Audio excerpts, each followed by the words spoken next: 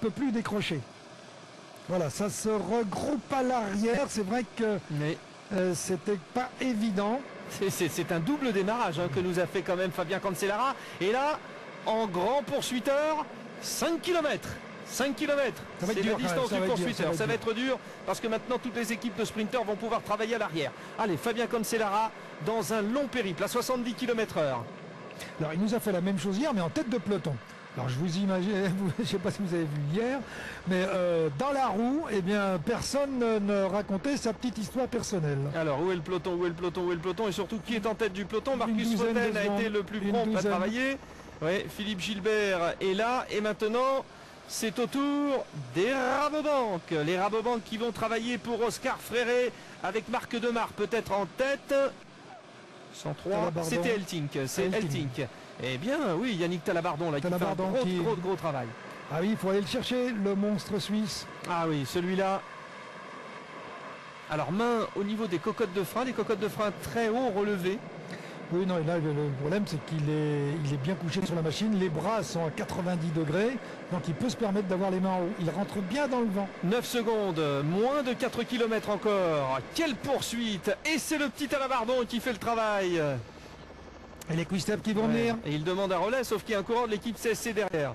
Et un coureur de l'équipe Bouygues Télécom.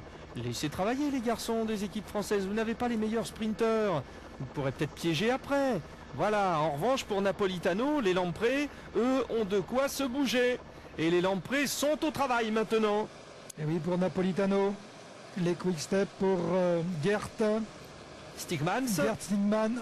Et là, on a de l'AG2R, me semble-t-il, derrière, oui. Oui, oui. Non, peut-être pas. J'aurais bien dit Philippe Deignan pour AG2R, mais... Voilà, regardez, il ne perd pas un centimètre, il va sur les points de corde. Voilà, il va rester 3 km, je crois que c'est le 3 km, 2 km, 2 ou 3 2, ça y est, il reste 2 km. Et il s'est retourné pour regarder au bon moment, hein, c'est-à-dire qu'il profitait de l'effet de lancement, hein, parce que c'était légèrement descendant, et c'était juste au moment où il avait pris le virage, et voir déboucher le peloton. Et c'est sûr que pour le moral, si on ne voit pas déboucher le peloton, aussi on y gagne au niveau du moral. Oh, ça se relève avec Filippo Pozzato qui s'est relevé. Et du coup, c'est à Enrico Franzoy, le spécialiste du cyclocross, de relancer pour Murillo Fischer ou peut-être Michael Albasini. Ça devient dur, ça fait mal, ça brûle. Il toxine, oui, mais derrière ça se relève, c'est peut-être jouable. Ouais, mais il ne peut plus accélérer. Retour de Franzoy, Franzoy va partir, il y a une cassure faite par le coureur de la CSC. C'est bon pour Fabien Cancellara, Franzoy se retourne, il va se retrouver seul, 5 secondes, il va reprendre la Fabien Cancellara sur ce passage, attention, il y a un... Il lui faut plus de 10 secondes à la flamme rouge, il lui faut plus de 10 secondes à la flamme rouge. Oui, et là c'est une ligne droite, c'est dur sur la ligne droite. Mais il y a des virages, ça va l'avantager. Et oui, Fabien Cancellara le suit chez lui sur son Tour de Suisse, il veut remporter l'étape parce qu'il sait chaque année, hein, chaque année il peut remporter le contre-la-montre, mais là ça sera plus difficile pour lui puisque c'est un contre-la-montre en côte demain. Fabien Cancellara au dernier kilomètre.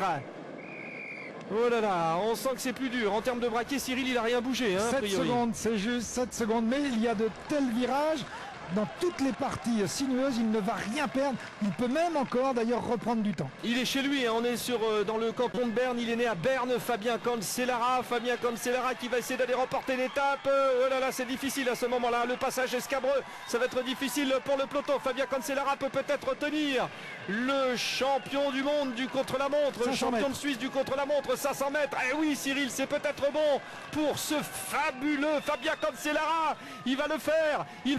Fabien Cancellara, rien que pour la beauté du vélo, rien que pour l'utilisation de cette fameuse, magnifique machine, la bicyclette qu'on adore tous. Il la maîtrise tellement, c'est peut-être celui qui l'a fait la plus briller, la bicyclette, Fabien Cancellara. Alors rien que pour ça, on est content parce que ce garçon a du prestige, ce garçon a du panache et il gagne. Bravo, chapeau Fabien Cancellara.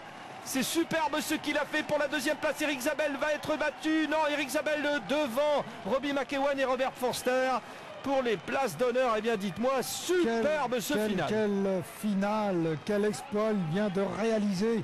C'est absolument extraordinaire. C'est d'une très grande pureté. On ne peut pas rêver mieux.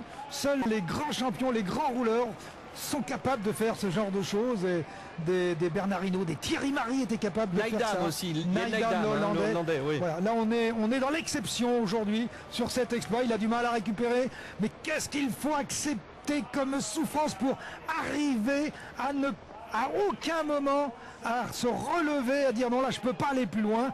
Et puis après bon, quand on voit la ligne d'arrivée, il y a l'adrénaline qui arrive et tout, mais c'est absolument extraordinaire. Là je suis non, c'est merveilleux ce qu'il vient de faire.